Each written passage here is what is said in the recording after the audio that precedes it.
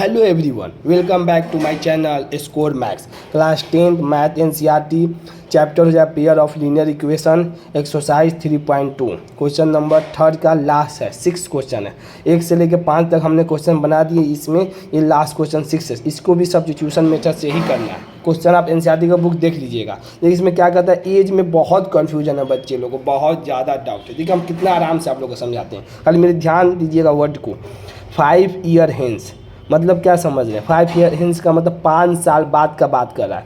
The age of the Jacob will be 3 times that of his son. बस इतना ही sentence पढ़ गए। क्या कह रहा है, 5 साल बाद। पहले हम 5 साल बाद में नहीं जाते हैं, पहले अभी करेंट के बारे में जानते हैं। करेंट एज क्या मान लेते हैं, जैकब का करेंट एज मान लीजिए एक्स है अभी करेंट में, इसका सन का किससे कर रहा है 3 टाइम्स सन, मतलब दूसरा पर्सन कौन है, सन है और जैकब है। मान लीजिए इसके फादर होंगे, तब जब सन है तो फादर होंगे। तो देखिए सन है, ये क्या हो गया एक्स मान लीजिए, और इसका सन को मानिए वाई है। अब देखिए ध्यान दीजिए, बस हमको ज़्यादा नहीं पढ़ना, यहाँ तक पहले कंप्लीट करते हैं सेंटेंस को।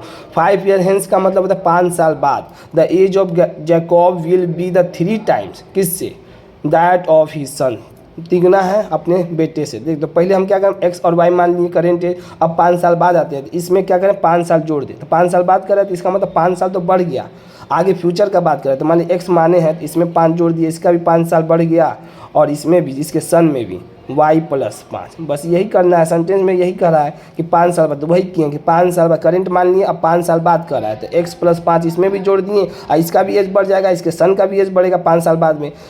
तो इसको क्या माने, y माने, तो y में 5 + y + 5 कर दिए। बस अब क्या करें 3 टाइम्स। तो यही जेकॉब्स जो है किसके 3 टाइम, अपने सन के। तो सन का पहले लिख दीजिए, अब किससे है, सन से, तो यहाँ पर 3 सिर्फ लगा देना है। देखिए इसके पिताजी अपने बेटे से कितना 3 गुना ज़्यादा है 5 साल बाद। तो 5 साल में 3 गुना, वही तरह 3 टाइम्स हिज सन। बस यही क्वेश्चन आपका बन गया।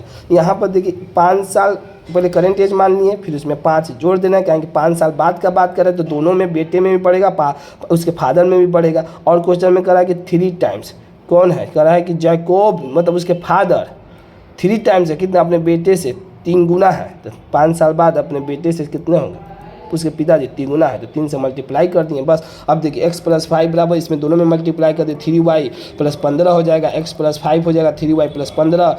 तो देखिए x लेफ्ट साइड लेगा तो -3y, इसमें 15 में से 5 घटा दिया 10। बस पहला इक्वेशन आपका कंप्लीट। अब देखिए दूसरे में 5 ईयर एगो, एगो का मतलब होता है पहले, पीछे, पीछे के बारे में बात कर रहा है, पीछे।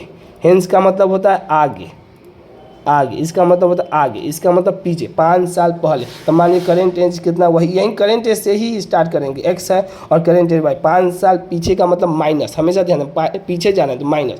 तो करेंट एज मान लीजिए x लिए 5 साल पहले, तो -5। तो जब पिता में माइनस होगा 5 साल, बेटा भी पीछे जाएगा 5 साल। फिर y उसका लिए हैं करेंट एज, उसमें से 5 साल में। अब देखो क्वेश्चन क्या कर रहा है, जैकब का एज 7, इसका एज तो x - 5 ले लिए, कहीं 5 साल पीछे, इससे कितना है, बेटे का उम्र 7 गुना है उसके पिताजी का। देखिए जैकब का age 7 times that his son, पहले सन का लिख दीजिए, पीछे जब गया तो कितना गया, y - 5 गया। अब कह रहा है कि इसके फादर इससे 7 गुना है, लिखा है ना जैकब। देखिए यहाँ पर 7 टाइम्स है हिज सन, सन पहले लिख दीजिए, अब किससे 7 से। यहीं बच्चे को बार बार कन्फ्यूजन हो रहा है। देखिए उसके पिताजी बेटे से 7 गुना है, तो y - 5 हो गया। बस अब क्या करना है, x - 5 से दोनों में मल्टीप्लाई कर दिए, 7y - 7 बचे 35, x - 7y - 30 हो जाएगा। क्योंकि देखिए x 7 इधर गया तो माइनस आ गया, तो ये माइनस प्लस, तो माइनस का साइन बड़ा है, इस गया तो कितना आ गया, इसी में से 5 गया +5 तो कितना -30। बस इक्वेशन 2 बन गया। इक्वेशन 1 से पहले सब्स्टिट्यूट करना है हमको, यहाँ पर लिखे नहीं सब्स्टिट्यूशन, पहले ही लिख दिए, सब्स्टिट्यूशन करना है। तो देखिए सब्स्टिट्यूशन करने के लिए क्या करें, पहले x का वैल्यू निकालेंगे। तो यहाँ पर इक्वेशन 1 से x का वैल्यू निकाल लेते हैं। तो x - 3y/10 दिया हुआ है, तो x बराबर 10 + 3y इक्वेशन थर्ड में। तो इक्वेशन थर्ड को पुट कर देना है, इक्वेशन 2 में जो x निकालने हैं इसमें ला के इसमें पुट कर दीजिए। तो अब देखिए पुट करेंगे तो कितना आएगा, कितना निकाला, 10 + 3y, 10 + 3y पहले से -7y है, -30 आ गया। अब देखिए 10 हो गया, और -7 में से +3 गया, तो कितना बड़ा साइन किसका है, 7 का है। तो 7 का दोनों में से ये है कि दोनों में से घट जाएगा, तो 4y बराबर -30 हो गया 10। अब देखिए y को इधर राइट साइड लेंगे, इस -30 को लेफ्ट साइड लेगा, तो माइनस है तो प्लस हो जाएगा, तो 40 हो जाएगा, तो 4y हो जाएगा, 4 से कट गया तो y बराबर 10। तो y किसका एज निकाल दिया, सन का एज करेंट कितना हो गया, 10 हो गया। अब किसका निकालना है, मतलब अब देखिए उसके अब उसके पिताजी का एज निकाला, तो यहीं में सिर्फ पुट कर देना है वाई का वैल्यू। अब देखो वाई का वैल्यू पुट करना है तो 10 + 3y दिया, तो x बराबर 10 + 3 × 10 कहेंगे वाई का वैल्यू 10 आया है, तो x बराबर कितना 30 10 40, x का वैल्यू 40 आ गया। तो जैकब्स का एज जो x माने उसकी किसके एज है, उसके पिताजी का, मतलब पिताजी का करेंट एज कितना है, ये पूछा है ना। What is the present age, present का मतलब ही होता है करेंट, अभी करेंट एज कितना हो गया। इसके अलावा करेंट भी लिख सकते हैं या प्रेजेंट, दोनों सेम ही मीनिंग है, PRESENT, प्रेजेंट भी लिख सकते हैं या करेंट भी। अभी का एज क्या होगा, तो जैकब का एज अभी 40 हो गया, उसके सन का एज हो गया वाई जो निकालें वो 10 हो गया।